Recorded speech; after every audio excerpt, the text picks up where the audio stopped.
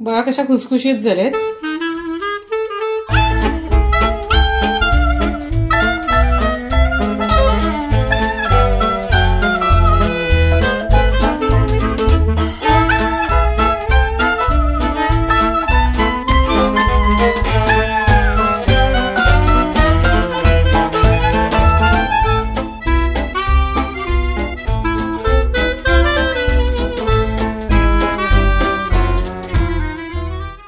नमस्कार, मी Vidyashree. Cook with Vidyashree चॅनलवर तुमचं मनापासून खूप खूप स्वागत आहे। आज आपण बनवणार आहोत मुगाच्या डाळीची खुसखुशीत आणि कुरकुरीत अशी मूग भजी। चला तर रेसिपीला सुरुवात करूया। या पेल्याने 2 पेले मुगाची डाळ घेतलीये, निवडून ठेवलीये।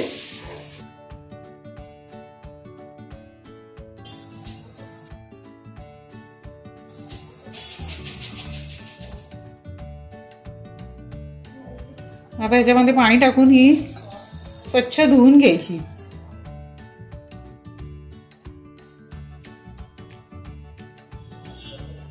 डाळ स्वच्छ धुवून घेतलीये आणि ह्याच्यात पाणी टाकून 3 तास तरी हिला भिजत ठेवायची।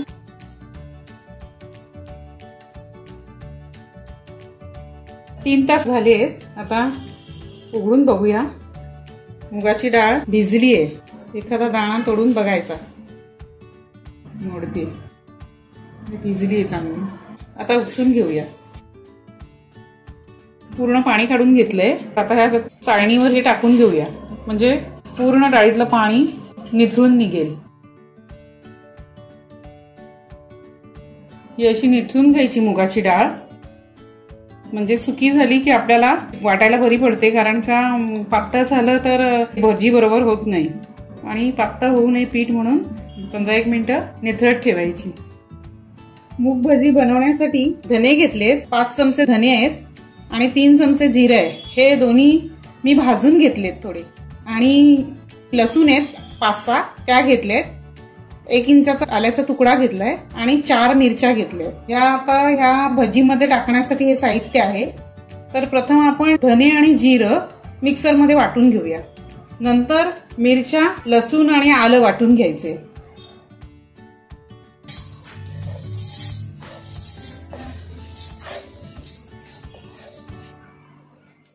धने आणि जिरं हे बघा असं दरदरीत वाटून घेतले, पूर्ण बारीक नाही करायचं।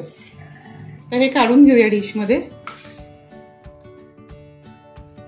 आता ह्याच मिक्सरच्या भांड्यामध्ये आलं, लसूण, ह्या मिरच्या ह्या तोडून घालायच्या।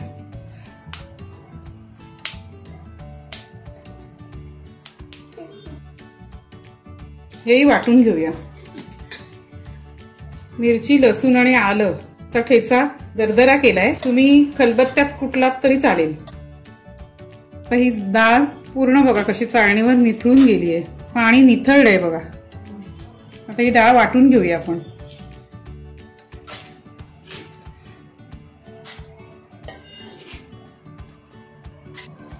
ही डाळ वाटण्याच्या अगोदर थोडी डाळ काढून घ्यायची, कारण भजी खाताना ही डाळ दाताखाली आली तर खूप छान लागते आणि भजी कुरकुरीत होते। म्हणून 2 चमचे डाळ काढलीये, ती नंतर भजीच्या पिठामध्ये टाकूया।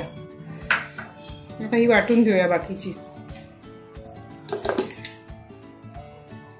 हे बघा पूर्ण बारीक नाही वाटलीये, अशी दरदरीत वाटून घ्यायची। वाटून झालंय आणि असं थोडं दरदरीतच वाटून घ्यायचं, एकदम बारीक नाही वाटायचं। आता ह्या व्हिस्कच्या साहाय्याने हे फेटून घ्यायचं, कारण मुगाची भजी चांगली फ्लफी आणखीन खुसखुशीत होण्यासाठी त्याला हलकं करायला पाहिजे। त्याकरता फेटून घ्यायचं कुरकुरीत आणि एकदम अशी छान होण्यासाठी ही मेन ट्रिक आहे। व्हिस्कच्या साहाय्याने पण फेटू शकतो आणि हाताने पण आपण फेटू शकतो। हाताने पण फेटून घ्यायचं असं एकाच डायरेक्शनने असं फेटायचं।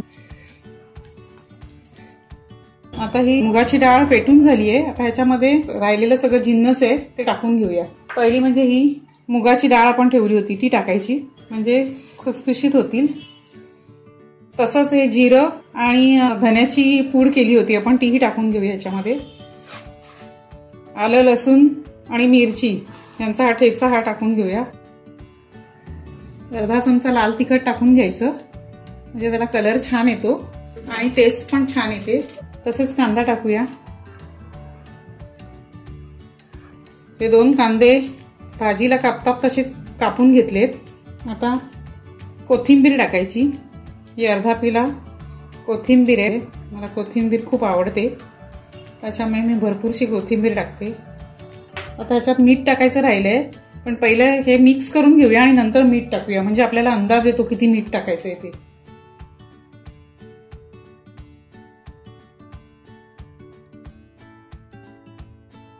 आता शेवटी चवीनुसार मीठ टाकूया. मी तेल तापत ठेवलंय. छानसं हाताने पण मिक्स करून घेतलंय.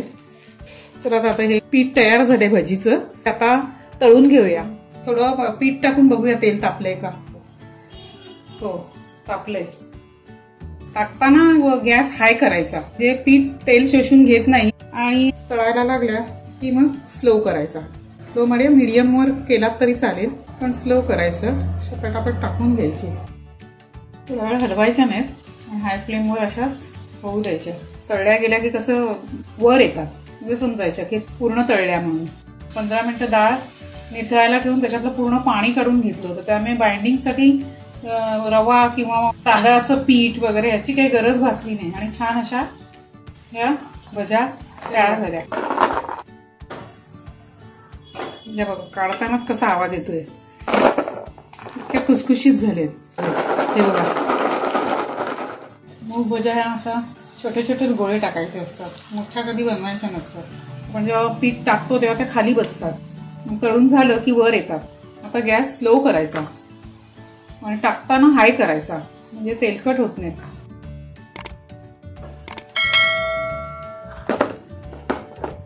पहिलं हाताने टाकल्या होत्या नंतर मग गोल करून टाकल्या. तुम्हाला जर हाताने नाही टाकायचं असेल तर चमच्याने तुम्ही टाकू शकता. मी जेव्हा जेव्हा रेसिपी टाकते तेव्हा तुम्ही मला प्रतिसाद देता तर मला खूप छान वाटतं. मी तुमच्या कमेंट्स आवर्जून वाचते आणि मला अशाच कोणत्या रेसिपी जर हव्या असतील तर मला कमेंट्समध्ये सांगा तर तुमच्यासाठी जरूर घेऊन येईन. वेळात वेळ काढून तुम्ही हा माझा व्हिडिओ पाहता त्याबद्दल धन्यवाद.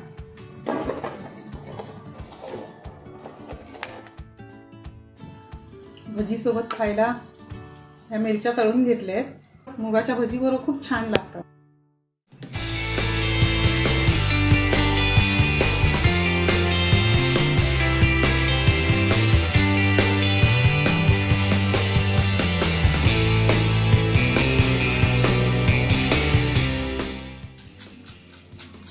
बघा कशा खुसखुशीत झालेत.